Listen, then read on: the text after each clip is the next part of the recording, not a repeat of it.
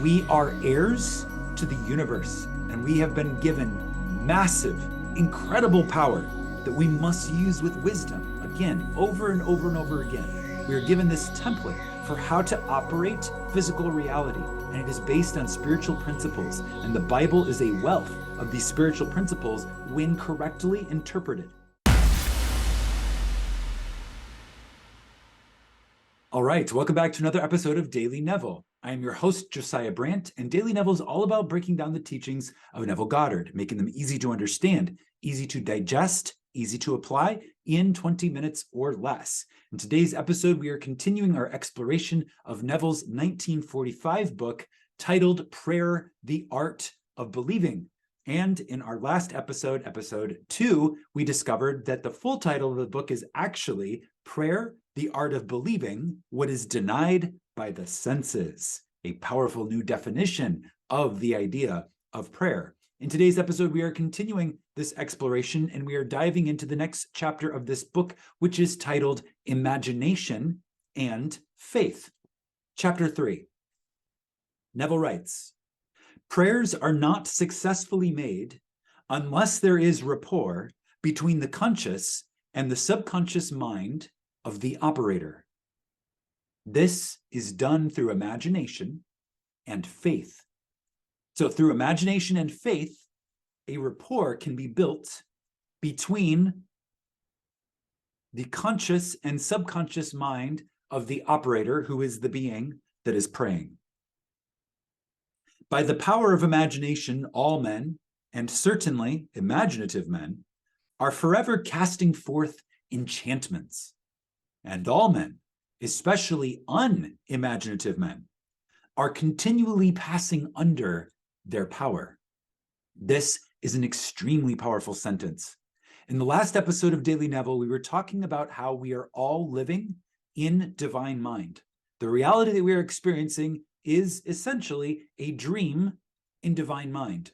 And we have, because we all share one mind, we're all individual points of consciousness within divine mind, we have the ability to influence each other's behavior. And in this sentence, Neville is revealing that it is imaginative men and women who have an outsized ability to cast forth enchantments, and therefore to modify and influence the behavior of others, in particular those who are not imaginative. Those who are dominated by the world of the senses will be easily controlled, influenced, and swayed by those who are aware of higher realms. By the power of imagination, all men, certainly imaginative men, are forever casting forth enchantments, and all men, certainly unimaginative men, are continually passing under their power. Can we ever be certain that it was not our mother, while darning our socks, who began that subtle change in our minds? If I can unintentionally cast an enchantment over persons, there is no reason to doubt that I am able to cast intentionally a far stronger enchantment. Everything that can be seen, touched, explained, argued over is to the imaginative man nothing more than a means, for he functions by reason of his controlled imagination in the deep of himself, where every idea exists in itself and not in relation to something else. In him, the mind of the imaginative man, there is no need for the restraints of reason, for the only restraint he can obey is the mysterious instinct that teaches him to eliminate all moods other than the mood of fulfilled desire. This is the extremely powerful human being, the extremely imaginative human being, who completely disregards the evidence of the senses and chooses to stand within the power of the imaginative mind, dwelling in the deep, the infinite treasure house of eternity, from which all things spring forth. This is a state of being that any of us can assume. Any of us can choose to identify with the infinite treasure house of eternity rather than the finite manifested world. Let us make manifestations in the image of our subconscious assumptions. Imagination and faith are the only faculties of mind needed to create conditions. Imagination and faith create conditions, and that's all you need. Imagination and faith. What is faith? The assumptions of the subconscious mind. Subconscious mind does not ask whether the assumption is true or false. It simply outpictures conditions that mirror the nature of the assumption. The faith required, Neville writes, for the successful operation of the law of consciousness is purely subjective faith and is attainable upon the cessation of active opposition on the part of the objective mind of the operator. Another very thickly worded sentence. We're going to break it down. What Neville is saying very simply is that the only faith required is belief without opposition. In other words, calm down your conscious mind that tells you it doesn't exist and pay greater attention to your subconscious mind, which is the storehouse of eternity in which it does exist. It depends upon your ability to feel and accept as true what your objective senses deny. Your ability to pray successfully depends upon your ability to feel and accept as true what your senses deny. Prayer, the art of believing what your senses deny. Ooh, this is powerful. Neither the passivity of the subject nor his conscious agreement with your suggestion is necessary. For without his consent or knowledge, he can be given a subjective order, which he must objectively express. What is Neville saying here? He is saying that you can cast forth enchantments over others without their consent or knowledge. You can cast forth enchantments that they must objectively express. This is the secret power of the universe. This is the secret power of this reality, and it is being revealed using spiritual concepts. It is a fundamental law of consciousness, Neville writes, that by telepathy, we can have immediate communion with another. Why is telepathy a fundamental law of consciousness, especially when science struggles to prove that it exists? Because we are all living and dreaming in divine mind. There is one divine mind and we all share it. There is one mass consciousness that we all share. We're all individual points of awareness in one divine mind. And that is why, in the law of consciousness, by telepathy, we have immediate communication with another. Neville's now going to teach us how to cast forth enchantments. If you're going to use this power, my friend, use it wisely, with integrity and love, for there is no other. What you do to another, you do to yourself. To establish rapport, you call the subject mentally. Focus your attention on him or her and mentally shout the name, just as you would to attract the attention of anyone. Imagine that they have answered and mentally hear their voice. Represent them to yourself inwardly and the state you want them to obtain. Represent yourself, present, right? So you're imagining that the person is in the state that you would like to see them in. You're calling them using telepathy, you're calling them with your mind. And when you hear them answer, you place them in that state that you would like to see them present and obtain. You imagine that this person is telling you in the ordinary tones of conversation what you want to hear. Hear the person that you are praying for confirming to you the truth of your assumption, the truth of your enchantment that you are casting over the person, place, thing, or situation. Mentally answer this person. Tell them of your joy in witnessing their good fortune. Having mentally heard with all the distinctness of reality that which you wanted to hear, and having thrilled to the news heard, return to your normal objective consciousness. Your subjective conversation must awaken what it affirmed. And that, my friends, is how you pray for another. That is how you pray for another, because that is how you actively insert a program into divine mind. That is how you actively cast forth an enchantment in divine mind. That is how you pray, which is prayer is the art of believing what is denied by the senses. And how do you believe what is denied by the senses? You go into a state and you see it verified. You see it verified by hearing the voice of another, having that mental conversation, casting forth that enchantment, and receiving confirmation in your own divine imagination, which is the storehouse of eternity. Thou shalt decree a thing, and it shall be established unto thee. We are heirs to the universe, and we have been given massive, incredible power that we must use with wisdom.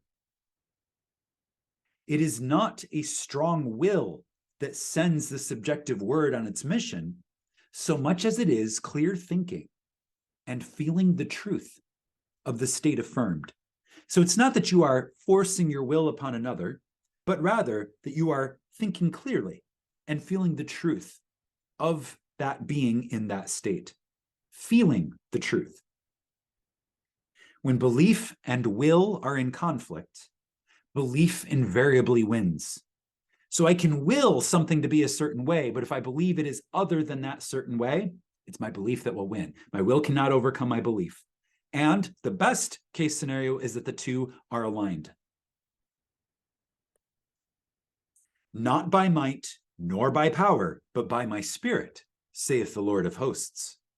The Lord of hosts, divine mind, many hosts within divine mind. Divine mind is the Lord of hosts, and divine mind is telling you, not by might, not by power, but by my spirit, saith the Lord of hosts, saith divine mind. It is not what you want that you attract. You attract what you believe to be true. It's not what you want that you get. You get what you are. And what you are is the state that you are in, which is the sum total of all of your beliefs, all that you believe to be true, all that you consent to being true about yourself and others. That is what you get. Therefore, get into the spirit of these mental conversations, Neville writes, and give them the same degree of reality that you would a telephone conversation.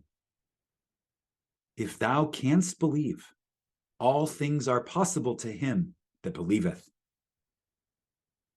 Therefore, I say unto you, what things soever ye desire, when ye pray, believe that ye have received them already, and ye shall have them. That's Mark 11:24. The acceptance of the end wills the means. You don't need to know how. You just have to see the end and trust that the bridge will be built to that desired end. The wisest reflection could not devise a more effective means than those which are willed by the acceptance of the end. Mentally talk to your friends as though your desires for them were already realized. Imagination is the beginning of the growth of all forms, and faith is the substance out of which they are formed.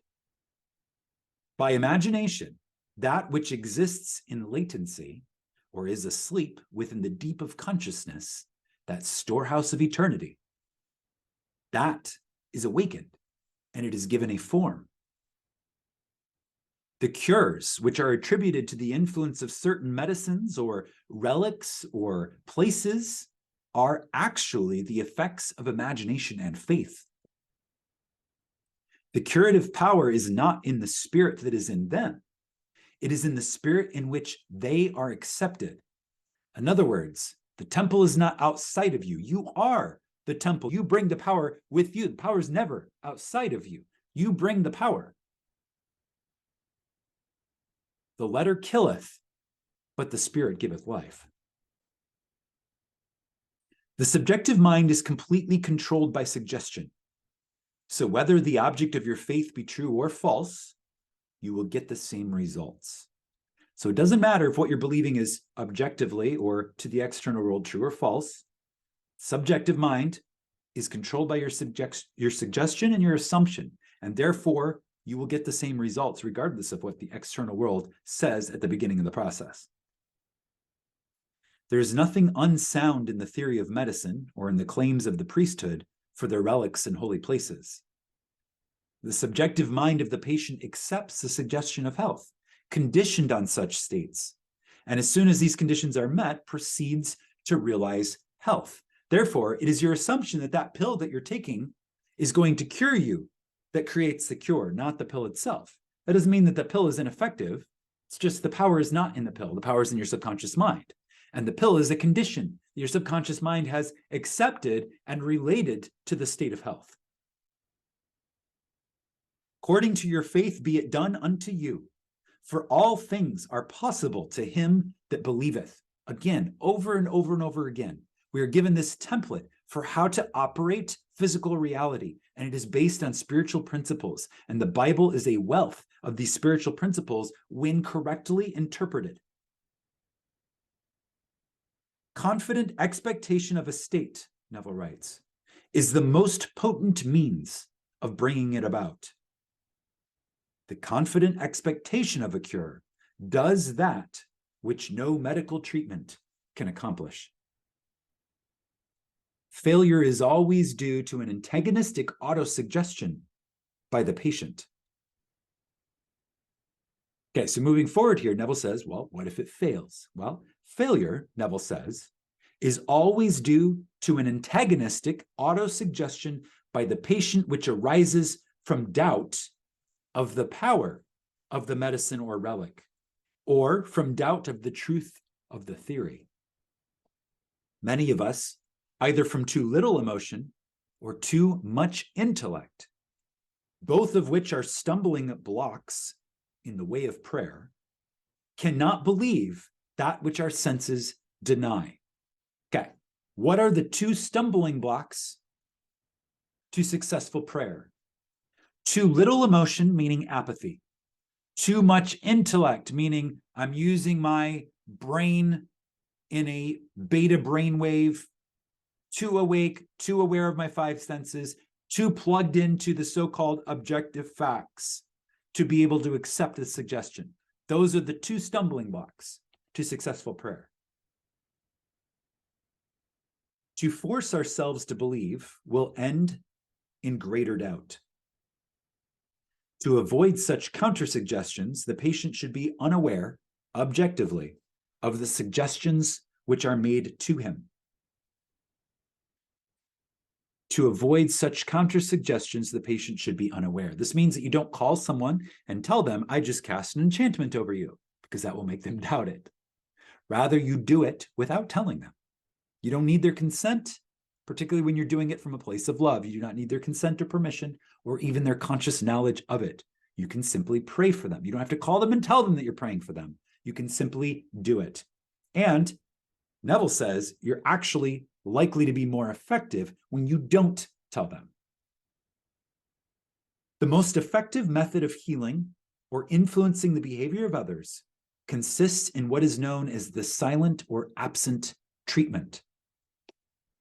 When the subject is unaware, objectively, of the suggestion given to him, there is no possibility of him setting up an antagonistic belief, meaning that they're not likely to resist it if they don't know that you're doing it. It is not necessary, Neville writes, that the patient know that anything is being done for him. The more completely the objective mind is kept in ignorance of the suggestion, the better will the subjective mind perform its functions. So, if the conscious mind is unaware, the subconscious mind is more likely to accept the suggestion.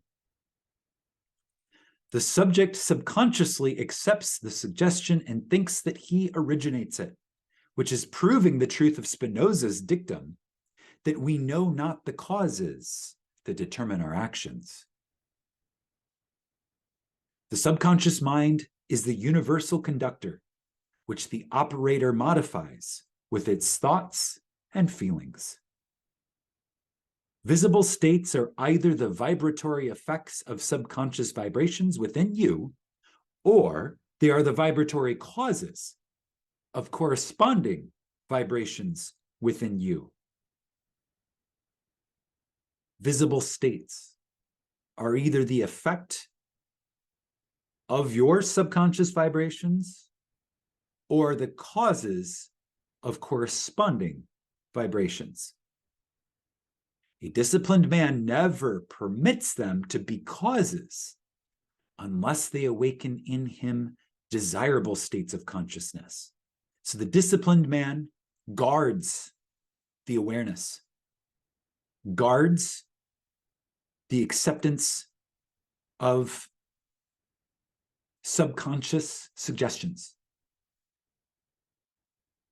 With a knowledge of the law of reversibility, the disciplined man transforms his world by imagining and feeling only what is lovely and of good report. The beautiful idea he awakens within himself shall not fail to arouse affinity in others. He knows the Savior of the world is not a man, but the manifestation that would save. The sick man's Savior is health.